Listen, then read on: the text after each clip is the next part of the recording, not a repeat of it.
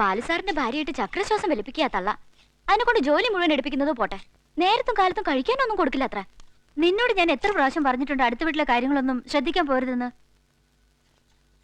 ആ എന്നിട്ട് ഇതൊന്നും പോരാണ്ട് അതിന്റെ ആഭരണം മുഴുവൻ അഴിച്ചു വാങ്ങി പെട്ടി വെച്ച് പൂട്ടിയിരിക്കുക. ഒരു നല്ല വസ്ത്രം പോലും അതിനെ കൊണ്ട് ഉടുപ്പിക്കില്ല അത്രേ. മതി മതി, ഈയിടെ ഒരു പരദൂഷണം പറിച്ചിൽ നിനക്ക് ഇത്തിരി കൂടുന്നുണ്ട്.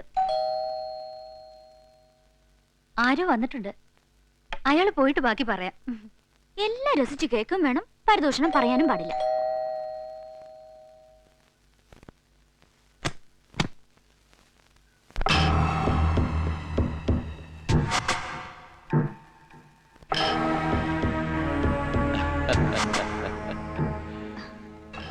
ആരാ? ഞാനോ? ഞാൻ നമ്പ്യാതിരി, രാജശേഖരൻ നമ്പ്യാതിരി. പത്മനാഭനല്ലേ ഇവിടെ? പപ്പേട്ടൻ ഓഫീസിൽ പോയിരിക്കുക. അപ്പൊ ഫ്രിഡ്ജ് ഉണ്ട്, ടി വി ഉണ്ട്, VCR ഉണ്ട്. വാഷിംഗ് മെഷീൻ ഇല്ലേ ഇവിടെ? ഇല്ല. എന്താ കാര്യം? പറയാം. വാഷിംഗ് മെഷീനോ കുക്കിംഗ് റേഞ്ചോ ആഭരണങ്ങളോ കാഞ്ചീപുരം പട്ടുസാരിയോ എന്ത് വേണമെങ്കിൽ നമ്പ്യാതിരി വാങ്ങിത്തരാം. പകരം എനിക്ക് യാതൊരു ഉപകാരവും ചെയ്തു തരണ്ട. എന്നെ ഉപദ്രവിക്കരുതെന്ന് കുട്ടിയുടെ ഹസ്ബൻഡിനോട് പറഞ്ഞാൽ മാത്രം മതി. നിങ്ങൾ ആരാ? എനിക്ക് മനസ്സിലായില്ല. മനസ്സിലാക്കി തരാം കേട്ടോ കുഞ്ഞെ. ഈ പത്രത്തിൽ ഒരു പരസ്യമുണ്ട്. നാട്ടുകാരുടെ കണ്ണിലുണ്ണിയായ CI രാമമൂർത്തിയെ നടു റോഡിലിട്ട് വെട്ടിക്കൊന്നു. പോലീസ് സേന പോലും ഈ കേസിന് നേരെ കണ്ണടച്ചിരിക്കുന്ന സാഹചര്യത്തിൽ ഈ കൊലപാതകത്തിന് പിന്നിലെ കറുത്ത കൈകളെ കുറിച്ച് ഒരു അന്വേഷണ റിപ്പോർട്ട് ഉടൻ പ്രസിദ്ധീകരണം ആരംഭിക്കുന്നു. തയ്യാറാക്കുന്നത് പത്മരാജൻ. ശരിയാ, CI രാമമൂർത്തി നാട്ടുകാരുടെ കണ്ണിലുണ്ണിയായിരുന്നു. പക്ഷെ അവൻ എന്റെ കണ്ണിൽ കരടായിരുന്നു. നിഷേധിയാ, പറഞ്ഞാ കേക്കില്ല. എത്ര പണം വേണമെങ്കിലും കൊടുക്കാമെന്ന് ഞാൻ പറഞ്ഞതാ. പക്ഷെ അതൊന്നും അവന് വേണ്ട. എന്നെ അറസ്റ്റ് ചെയ്താൽ മാത്രം മതി. പാവം, അവനെ ആരോ കൊന്നു. നടു റോഡിലിട്ട് കഷ്ണം കഷ്ണമായി വെട്ടി നുറുക്കി കൊന്നു. ലക്ഷക്കണക്കിന് മുടക്കിയിട്ടാ ഞാൻ ആ കേസ് തേച്ചു മാറ്റി കളഞ്ഞത്. അതിപ്പോ അന്വേഷിച്ച് പത്രത്തിൽ കൊടുക്കേണ്ട വല്ല കാര്യമുണ്ട്? ഈ കുറ്റാന്വേഷണമൊക്കെ പോലീസുകാർ ചെയ്തോളും കുഞ്ഞെ. അതിന് പത്മരാജൻ വേണ്ട. അവന്റെ അന്വേഷണവും റിപ്പോർട്ട് ഉണ്ടാക്കലും ഒക്കെ നിർത്തുന്ന നല്ലതെന്ന് പറഞ്ഞേക്ക്. ഇനി ഇത് എഴുതിയേ അടങ്ങുമെന്ന് വാശിയാണെങ്കിൽ ഈ നമ്പ്യാതിരി ഒരു ദുഷ്ടന. ദേഷ്യം വന്നാ കൊന്നുകളയും. അതൊന്നും അവനെ പറഞ്ഞ് മനസ്സിലാക്കേണ്ട കടമ മോൾക്ക. കാരണം ഇത്ര ചെറുപ്പത്തിലേ വിധവയാകേണ്ടി വരിക എന്നൊക്കെ പറഞ്ഞ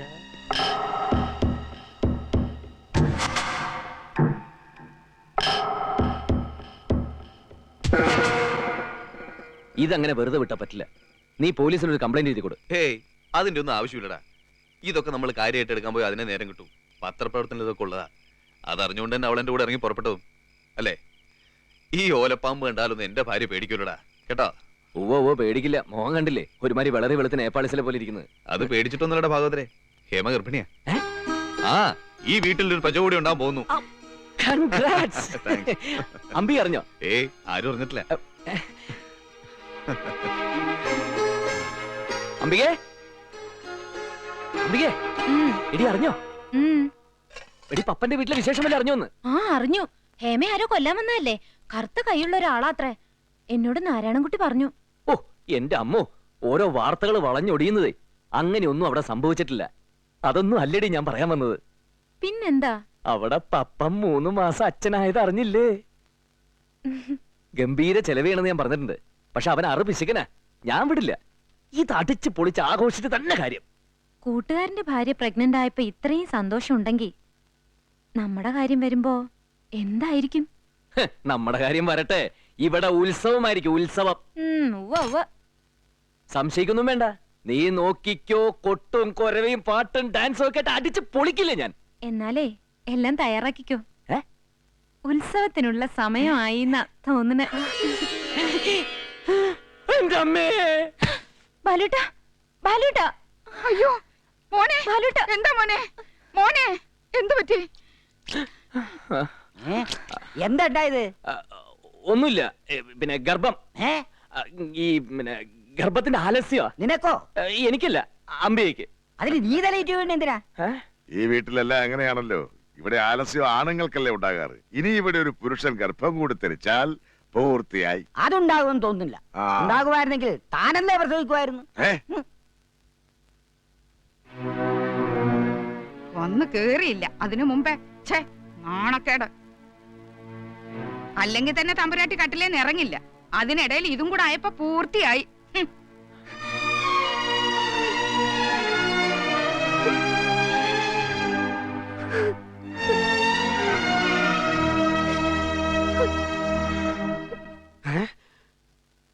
നേരാണോടി നീ പറഞ്ഞത്? അതേന്ന് എനിക്ക് 2 ദിവസം മുമ്പേ സംശയം ഉണ്ടായിരുന്നു. ഇന്ന് ബാലു അവളെയും കുട്ടി ആശുപത്രി പോയി സംഗതി ഉറപ്പാക്കി. എന്നാൽ ഇതെങ്ങനെ സംഭവിച്ചു? എന്നോട് ചോദിച്ചാൽ ഞാൻ എന്ത് പറയാനാ? ഓ, ഇതെങ്ങാനും ആൺകുഞ്ഞാണെങ്കിൽ എന്റെ ഈശ്വര, 50 ലക്ഷവും കാറും ആവൻ തട്ടിക്കൊണ്ടു പോണത്. അങ്ങനെ ആരും ഇവിടെ പേടിക്കണ്ട. കാരണം എന്റെ ഭാര്യയും അവിടെ തയ്യാറെടുത്തോണ്ടിരിക്കുക. അതെന്താ, നിന്റെ ഭാര്യ വല്ല ഗുസ്തി മത്സരത്തിനും പോകുന്നുണ്ടോ നേരത്തെ തയ്യാറെടുക്കാൻ? നോക്കിക്കോ, ഈ തറവാട്ടിലെ ആദ്യത്തെ ആണ്ടരി എന്റെ ആയിരിക്കും. ആണത്തമില്ലാത്ത നിനക്കെങ്ങനെയാണ് ആണ്ടരി ഉണ്ടാവുന്നത്? ബാലുവിനെങ്ങാനും ആണായിരിക്കുമെന്നാ എന്റെ പേടി. അതിപ്പോ അറിയാം. ഇപ്പൊ തന്നെ പ്രസവം ഉണ്ടോ? ഇല്ല, ഇപ്പൊ തന്നെ പ്രവചിക്കും. അപ്പൊ മഷിക്കൂപ്പി കയ്യിലെടുത്തിട്ടുണ്ട്. രണ്ടിലൊന്നും ഇപ്പൊ അറിയാം. എന്നാ ഇനി പേടിക്കാനില്ല. അങ്ങേര് മഷിയിട്ട് നോക്കിയിട്ട് ഇന്നേ വരെ ആ തിരുനാക്കൊണ്ട് ആൺകുട്ടി എന്ന് പറഞ്ഞിട്ടില്ല. സത്യത്തിൽ അങ്ങേരുടെ ഒടുക്കത്തെ കരുതാക്ക് കാരണമാണ് നമുക്കൊക്കെ പെൺകുട്ടികൾ മാത്രമായി പോയത്. ഏതായാലും നമുക്ക് അങ്ങോട്ട് പോവാം. ആ മുതു കുരങ്ങ എന്താ പ്രവചിക്കാൻ പോകുന്നതെന്ന് അറിയാലോ. പാടി.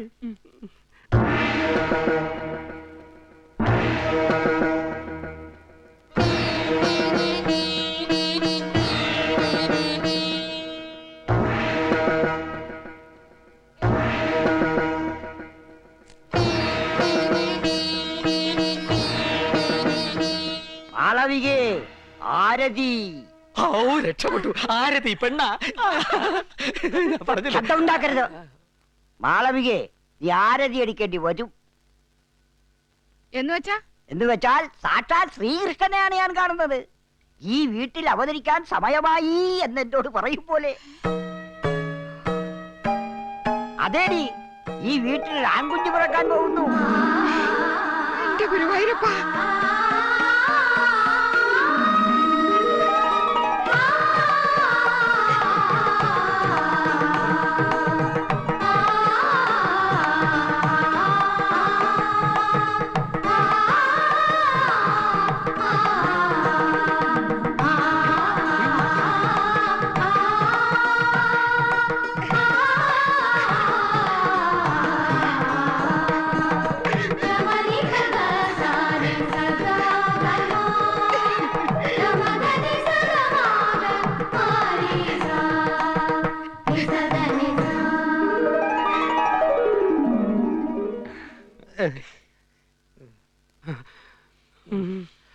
പോ